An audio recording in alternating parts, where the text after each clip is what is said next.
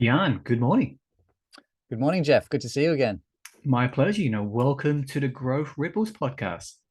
Thank you. I mean, it's a pleasure to be able to do this with you as a bit of an offshoot of Growth Wave. So thank you. Absolute pleasure, Jan. Yeah, Jan, I know when you and I had a chat about on the Medium podcast, we talked a lot about sort of consulting, the sort of the key pillars to essentially creating a sustainable business. At the same time, I know you wrote a very interesting survey post to your network on LinkedIn, asking them what's top of mind in terms of their needs going forward. And I think it was pretty resounding in terms of how does one make consulting sustainable? Yeah, that's Now, right. Yeah, about 40% responded, and that was the highest out of all the categories that we gave. Because, as you remember, Jeff, we hmm, spoke about a lot of different topics, I and know we did. sounded like, yeah, people most want to hear about, a bit more detail on making consulting more sustainable. So it's clearly top of mind. And there's some of the other topics we can probably cover off in some of the future podcasts that we do. Indeed, I know we talked about a lot about sort of how does one provide value going forward in a more competitive environment. We'll get to that in sort of future episodes. Now, before we really get into the nitty gritty, Jan, what do you mean by sustainable? It'll be good to sort of see a Mm. definition of what sustainable is, Yeah. and let's hear your take on how we can do it going forward. Yeah, great. Thank you. I mean, I don't quite have a dictionary worthy Hmm. definition per se, but when I think of anything sustainable, I think about those three P's that we talked about in the last sort of podcast. So making sure that it is sustainable from a planet perspective and consulting for the most part, as long as we're not printing reams and reams of forests, like, it's generally pretty sustainable on the planet. Although also depends on which clients we pick in terms Hmm. of helping those that are more sustainable than others. But then the second pillar, which I think is the most important, is around for people. As we talked about on the previous podcast, we're seeing not something unique to Ernst and Young, but a big investigation happening there and a review based on the treatment of consultants in that Hmm. particular consulting house after an unfortunate suicide recently in Sydney. But again, that's not just something isolated to Ernst and Young. It's actually around the whole model around consulting, around making the expectations really high and then actually working people till they're either burnt out or in some cases self-harming. So that's the element I'd like to touch most on. But then the third Sure. element, just to round it out, just to remind people, is around the profit. So profit's not a bad word in my perspective, and hopefully for most of our listeners, as long as we're doing it from a place of good intent, and also we're not damaging the planet and people in that equation. So yeah, does that make sense, Jeff, Yeah, from your it's side? actually perfect. You started with planet, you went to people, you went to profit, and then you went back into the planet. So clearly a bit of a sustainable loop there, isn't there? Absolutely. Yeah, they come in together. You can't just have one without the other. Fantastic. So, I know we talked a lot about sort of specifics. I know your listeners out there in the audience are very interested in sort of going, you know what's something tangible Yeah. that I can sort of hold on to and Mhm. maybe replicate the same success as Growth Wave. Now, I Yeah. know we talked about mindset shifts. Yep. Um, I know there were sort of three key ones, I believe. Yeah. Yeah, absolutely. And I guess a bit of a caveat at the start, like I love to say that Growth Wave is super successful. And I mean, I think for only being officially in business for 2 months, I think we are doing really well. But as my Hmm. mother often tells me, I've got to be careful not to jump ahead too much. So yeah, I think we're on a great trajectory. But I also want to be mindful that, I haven't proven that the model is sustainable over a huge amount of time. But I think we've got the early shoots to indicate that it absolutely is. So yeah, I guess coming back to your original question, there's really three key things that I see in terms of making a consulting business sustainable, because my model is just one way of doing it. And I'd love Hmm. to just share the principles or Yeah, the definitely. shifts. Yeah, so that people can kind of think about, well, if I've got an existing status quo consulting business and I want to make it more sustainable, how could I do that without having to necessarily replicate exactly what Growth Wave is doing? Because that is just one model. So yeah, I'll share those kind of principles. For me, there's three key shifts that consulting houses or consulting firms need to make in order to be more sustainable. Hmm. The first is around mindset.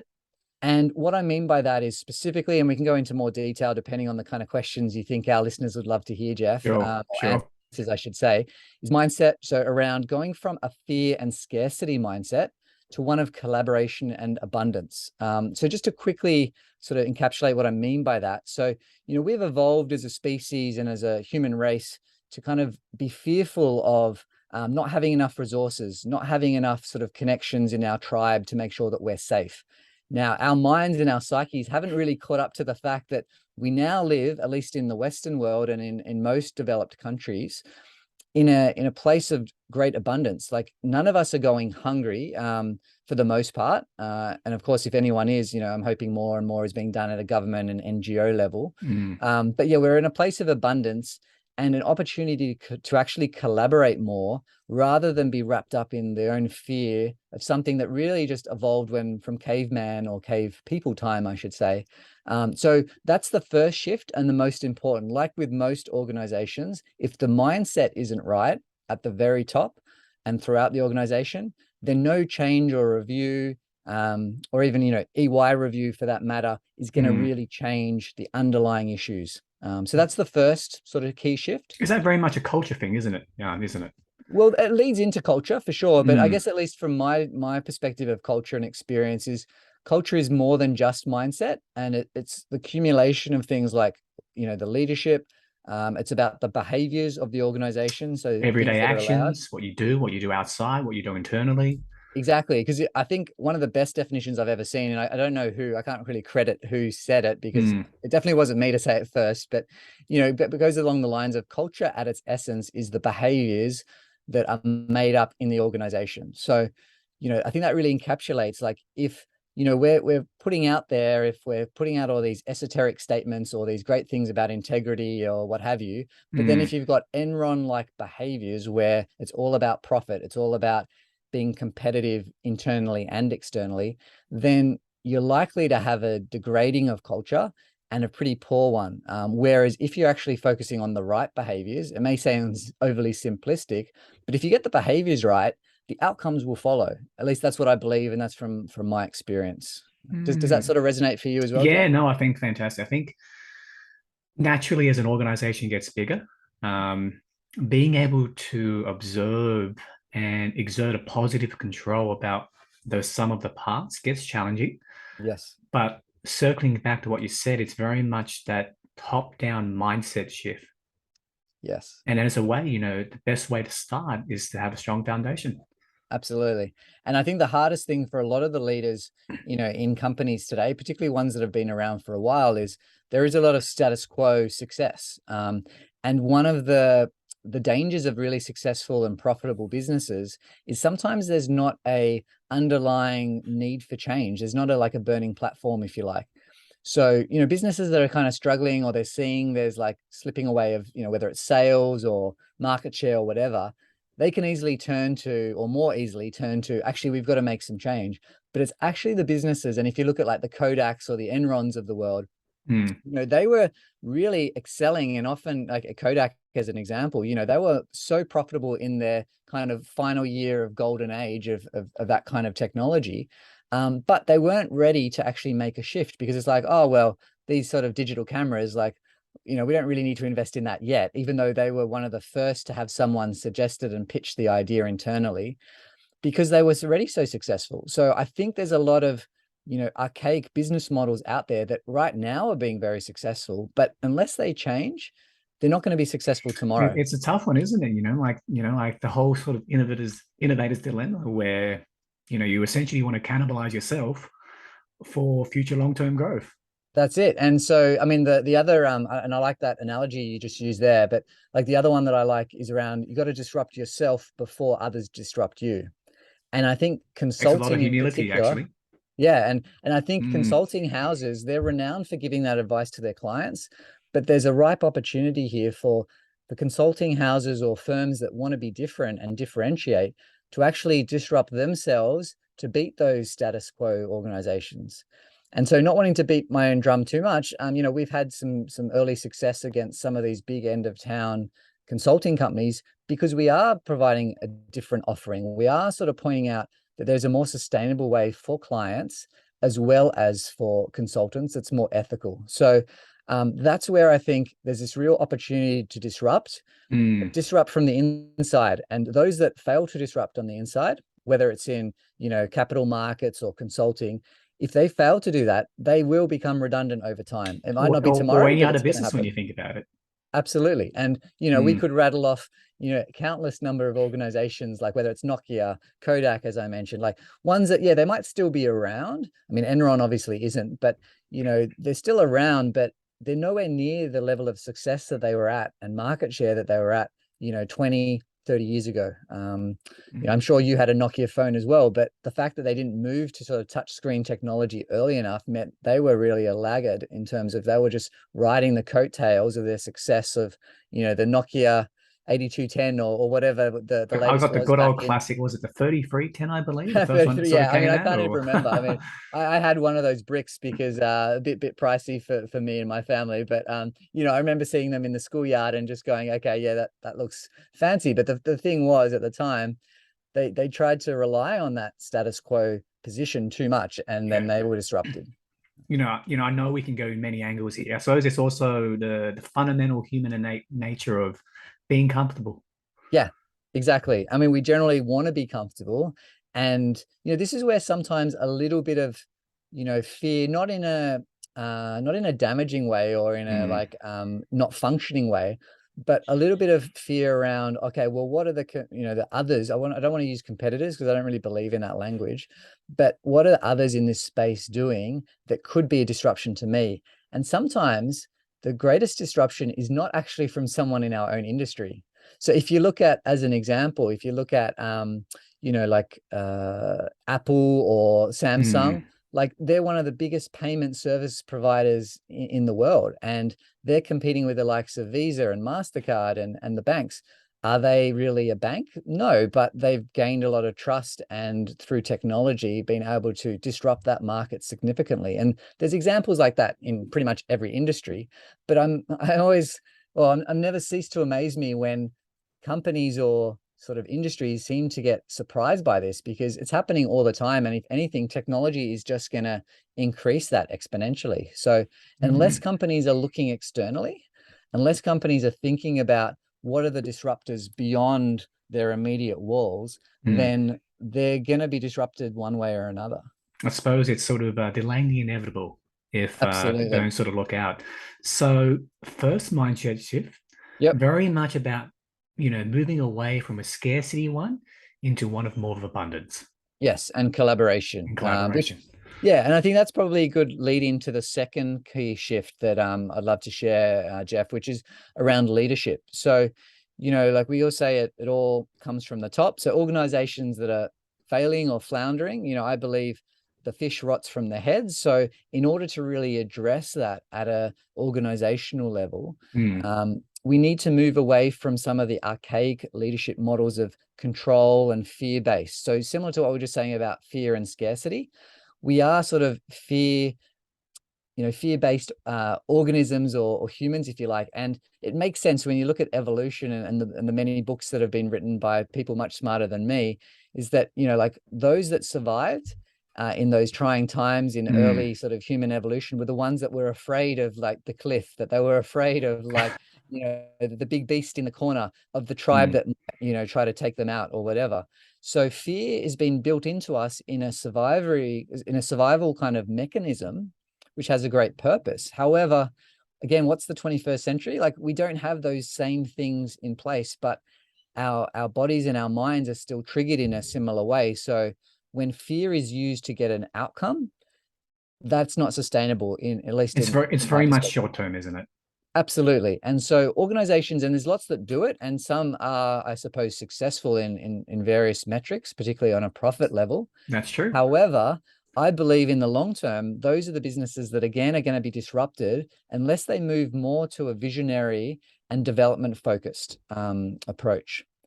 And maybe if I can just touch on what I mean by that, because Yeah, tell us a bit more about how the connection between vision and people development come into play. yeah, great question. So they are two separate but very much interrelated things. So Mm, by visionary, I mean like, we all have different leadership styles when we become leaders, whether it's in our homes, in the community, or in organizations. And so, you know, often leaders, particularly from a historical perspective, and some are still doing this. They rely on that control and telling people what to do. The visionary leadership style focuses more on making sure there's a clear vision and purpose and a mission for the organization and at the team level, and then sharing with team members how they fit into that vision. And that allows a couple of things. Number one, it allows people to be clear on what the business does and, but more importantly, why they do it. So similar to the Simon Sinek kind of view on focusing on the why, not just the how and the what. Mm. But not only that, is that they can opt in, and those that do opt into the business based on the vision and the mission are much more likely to be committed and also start doing a lot of things that will be considered discretionary effort, which is kind of the holy grail of leadership, really. Discretionary effort. Yeah. Please share a bit more. That's an interesting term. Yeah, so that's all the things that, you know, we get paid to do a job. But Mm. discretionary effort is going above and beyond that because, you know, and in a lot of organizations with a strong mission or vision, you see, you know, whether it's in healthcare or, I mean, it can even be in financial services, but it could be in any industry. But if Hey, people are even a sporting team. absolutely. If the vision is clear, and actually just talking about sporting, I was just watching the other day that it's not a doco, but it's the series about the Lakers and the dynasty and just seeing like the Oh, coaches wow. and so it's about Magic Johnson and Larry Bird and their rivalry, but just seeing where Magic Johnson and a number of the key players and the key coaches in the background, the way that they apply the vision and the way that they actually apply the purpose for what they're doing about even racial equality. So seeing, oh now I can never pronounce the name, but Abdul, you know, the really tall guy. Ah, Kareem Uh, Abdul-Jabbar. yes, thank you. I don't want I'm a to fan. mince I'm a my fan. words there. Yeah, yeah, me too. And you know, he's done some amazing things, including with you know, a number of movies and what have you. But there's a real focus on the equality because it's back in the, I think it was the 80s or early 90s. I get Yeah. my dates mixed up, but the point is they use the visionary style and the purpose to then be able to do something bigger than themselves. And that leads to this amazing discretionary effort and this collaboration across the team that allows them to win, you know, very quickly to start winning some great championships and then starting up that dynasty. Mm. So that's kind of the visionary style. Now, the development focused element that I talked about. So that is a bit more about the individual. So, you know, we all have a desire, I believe, you know, to develop ourselves, to grow and get better. So where the vision is about the team and the organization and where people fit in, the Mm. development focused is about, well, what does each individual within that team or organization need in order to grow themselves? And now that has to be aligned to the organization, of course, but it also needs to be specific and individual to that person. And then that again, if we provide that to our people, we're also going to get a lot more of that discretionary effort. So that combination is a very powerful one that I think a lot of consulting businesses, when I talk about sustainability, they're great at preaching this to clients. And I learn a Mm. lot about this from my prior experience in consulting firms. However, they're not always that great at actually living it and breathing it and doing it themselves. So that's Well, where I think, yeah, sorry, you go. don't mind me, Ian. Like, I know this is a very fascinating conversation, right? And this is probably branching out to another episode. Mm. Why do you think maybe the word larger is basically the answer as to why they can't do it on an individual basis? Do you think there's a sort of a key reason or? Well, I think it's not that they can't do it. I think that in these businesses, because a lot of the like, and if you look at the really big ones, you know, they're driven or they're maybe driven's not the right word, but they're incentivized to help the shareholder. Now, that's all good and well, and there's nothing wrong with trying to increase shareholder value. I mean, It is that's what it how is. businesses grow, and yeah, I mean, I'm effectively a shareholder, the only shareholder in my business, but so you know, I want to grow as well. However, again, if you talk about what you brought up around short term versus long term, Mm. a lot of those shareholder interests might be on a quarterly basis or maybe a yearly basis. And if we truly want to think about the long term, we got to think much longer than that and longer time spans, because you can't really, in my experience, optimize for someone's development if you're only focusing on a quarter or a month or a week. So unless they make that shift, again, I think they're going to be disrupted. So right now, they're being driven by, you know, increasing shareholder value and targets that are typically quarterly. That's why, I mean, I preferred when I worked for more private businesses that were a little bit more focused on the longer term trajectory, Interesting. because I find the public ones, if anything, they're more at the mercy of their shareholders, because suddenly They they might are. lose market value or whatever from analysts Hey, if they don't just keep increasing that line every month and quarter. yeah, and it's very much the whole sort of short term, long term. You're banging the money. Like with a private company, you can naturally don't have that necessity of having that sort of quarterly statements. You probably do internally, maybe depending on how Yep, you want to, bring up the business. But it very much affects the psyche of the business, doesn't it? To have that quarterly target, the quarterly earnings, quarterly projections. It's absolutely. inevitable, isn't it?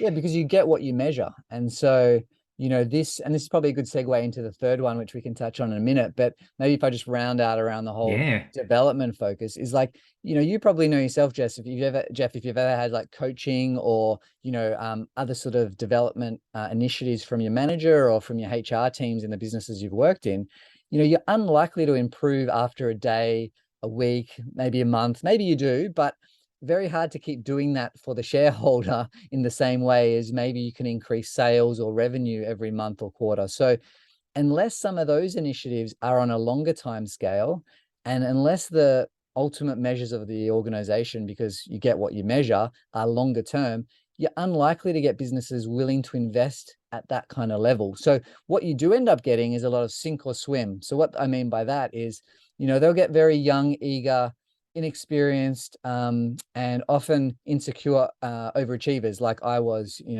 probably 20 years ago or maybe 15. Um, and maybe I've always got a little bit, I'm still recovering, but you know, We appreciate the honesty. Yeah. yeah, no, thank you. But I think what ends up happening is, that churn or burn kind of philosophy. It's like, well, we can just keep getting more people into the business because our brand is so strong. We can sell it on, well, yeah, you're going to work hard here, but once you've done a few years, you can get a job anywhere. That's kind of the motto of a lot of these consulting companies. So unless we turn that on its head and go, actually, we want you here for the long term, so we're going to develop you and not just allow you to sink or swim. Mm. And some people thrive. Like I kind of thrived and I was successful in the sink or swim, but doesn't mean I think everyone else should go through that. Like, Yeah, it's very much sort of very much a business who looks at their target market. It's very much an organization looking at their target employee and seeing what's best for them. exactly. And in this current market where we know not just locally, but globally, it is so hard to get great talent and retain them.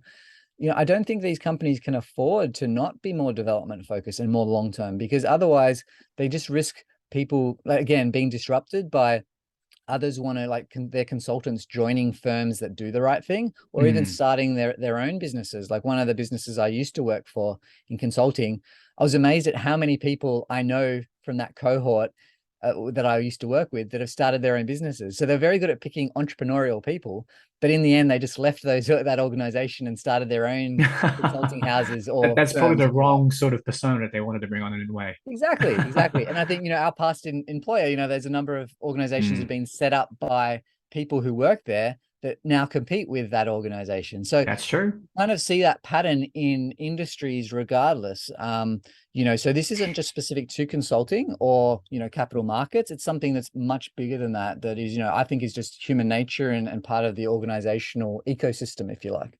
Interesting, interesting. So, wow, these are very sort of powerful three key shifts here in terms of obviously mindset, leadership, reward. Yep. Now, I know in our prior conversations, there was a very important broader status model change. Mm. I think we need to reserve that for the next episode, Jan. That really Yeah, I brings guess brings it we're all kind together, of, yeah? Or yeah, kind of low on time. yeah, Jeff, if you sort of humor me for a couple of moments, do you sure. mind if I just maybe just touch on it quickly? So then maybe then for listeners, they can then hear a little bit more in a future episode. So I can probably do it in a minute if that's all Yeah, right. fantastic. Yep. Let's sort of let's provide a bit more value here and Yep. see where it takes us. Let's do it. Cool. Thank you. So yeah, talked about mindset, talked about leadership, and then the segue that I talked before around you get what you measure is Mm, around the third key shift needing to be around reward. So what I mean again by that is most organizations, particularly in consulting houses that I've had experience in and so have my colleagues, is they are quite individualistic, and they usually mm, purely look at what's the sales and or the revenue based at a client level that people bring in. So, they might Ah, have your target, like let's use round numbers. Okay, so for this year, you need to bring in $1 million, and we're just going to cut that in four. So each quarter, you got to bring in $250,000. That might be the target either in sales, generally, if you're more senior, like at a director level, or it may be a combination with that and the revenue. So revenue is your billable, so your billable target. So, like lawyers might be billing in 6-minute increments.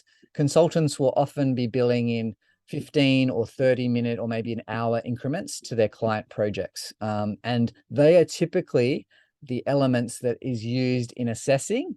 And unfortunately, a lot of organizations use that in isolation, despite many of them, particularly the reward specialist organizations, advising their clients to have more balanced scorecards, looking at other things. So looking at things like the client NPS or net promoter score. So that's around how likely would your clients be to recommend your services and based on what they've experienced. And they'll often advise their clients about making sure that they're providing collaborative team-based rewards. So they're not just individualistic, but they're around how do you bring up the whole team? Because yeah, if I hit my target and maybe it's $1 million, but if I'd spent a little bit more time helping my team, maybe I could have hit the collective target of 10 million, and maybe we only hit 6 million, but I hit my target, so I get my bonus.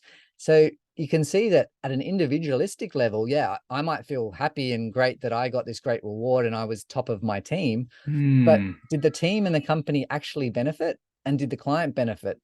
That's where the question often needs to be asked. And that's where, again, we need to practice what we preach in consulting. And I'm no different. So I try to provide, and again, my model is not the only model, but the way that I reward all the consultants that work for Growth Wave is to pay top of market when they do the work. And so that hopefully people want to keep working with me, and they're welcome. They don't have to sign anything about non-competes. They could go to another consulting company tomorrow if they really wanted to, or start their own if they wanted.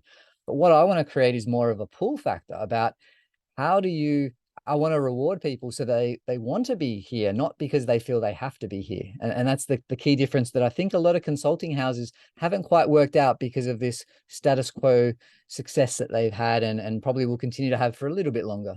Don't mind me, Jan. You made a very interesting segue. Like initially you talked about the development of an individual, and now it's very much, creating these sort of collaborative team-based rewards on the reward side of things, and Exactly. Yep. and very very very sort of poignant sort of caveat in saying that this is how you would do it. Um, I think it's fantastic. Dare I say, it probably applies to many different businesses and industries out there. Absolutely. I was talking to someone actually the other day, an ex-colleague that, started with I believe his brother's a crypto business, and he Mm. was listening to our podcast. I think he listened to it twice, which very chuffed about. Hopefully that helps our metrics, Jeff. But Oh, through the roof. we just doubled our readership or viewership, I should Yeah, say. yeah.